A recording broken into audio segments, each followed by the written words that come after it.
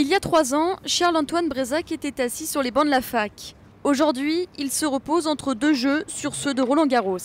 Ce jeune homme de 26 ans présente un parcours atypique. Alors qu'il réussit le concours d'avocat en 2008, il décide la même année de pleinement se lancer dans le tennis professionnel. Plus les années passaient, plus je me disais qu'il fallait que je me lance un jour ou l'autre. Et je reportais d'une année à l'autre. Et puis je me suis dit, allez, c'est parti, je me lance. Et ouais, je regrette pas du tout.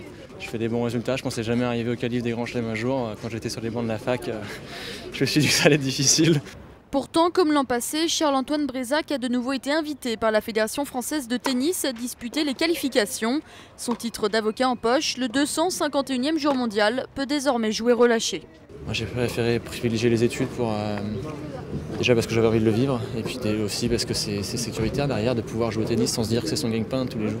Assurer ses arrières, le natif de Quimperlé en a fait une priorité dès son adolescence. Le choix, il l'a fait assez jeune, il l'a fait à 16, 17, 18 ans. Et ça a mûri, il a continué à jouer au tennis pour se maintenir à un bon niveau. Et puis dès qu'il a pu avoir le temps pour se consacrer au tennis, il l'a fait.